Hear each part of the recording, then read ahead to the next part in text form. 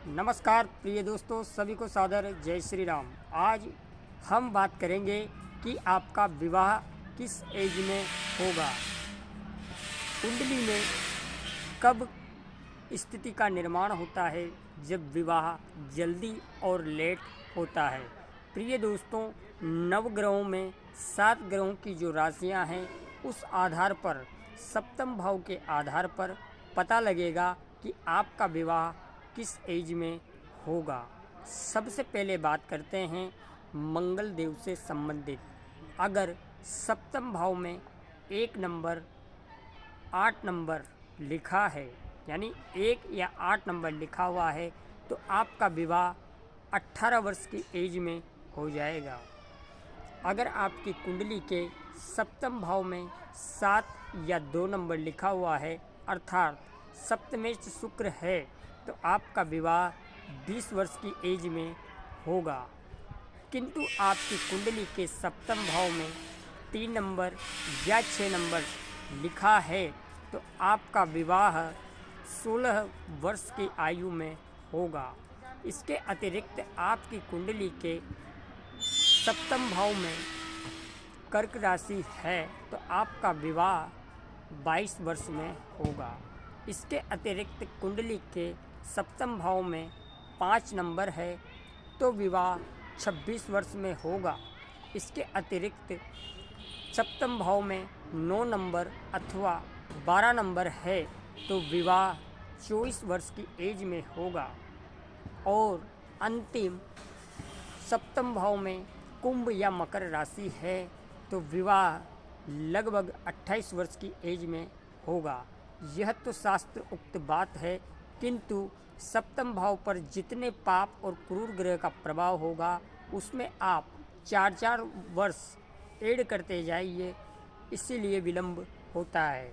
वर्तमान में सरकार की अपेक्षा 21 वर्ष विवाह की एज रखी है, यह शास्त्र उक्त बात है। और सबसे पहले विवाह कुंडली में बुध ही करवाता है, जो कि 16 वर्ष में करवा देता है। किंतु अभी 16 वर्ष में ना करके 21 वर्ष में विवाह होता है। यानी कहने का मतलब जो मैंने आपको डिटेल्स बताई उस आधार पर विवाह की उम्र 28 वर्ष तक ही है।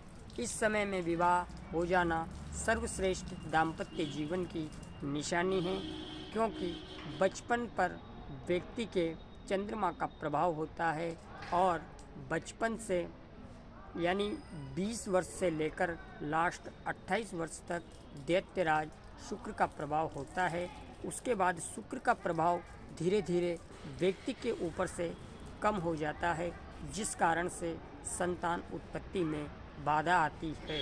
तो इस वीडियो के माध्यम से मैंने बताया कि विवाह की जो सटीक उम्र है वो 28 वर्ष है। अब आप ये देखिए कि आपका विवाह किस एज में हुआ, और जिनका नहीं हुआ वो इस जो मैंने आपको बताया इस आधार पर देखिए आपका विवाह में डिले क्यों हो रहा है। क्योंकि 28 वर्ष फाइनल है, विवाह 28वें वर्ष में हो जाता है। किंतु जैसा कि मैंने बताया, अगर पाप और क्रूर ग्रह का प्रभाव सप्तम भाव पर है, उस पाप या क्रूर ग्रह की दृष्टि सप्तम भाव पर है, तो आप 4-4 वर्ष ऐड करते जाइए और इस प्रकार से विवाह में डिले होता चला जाएगा।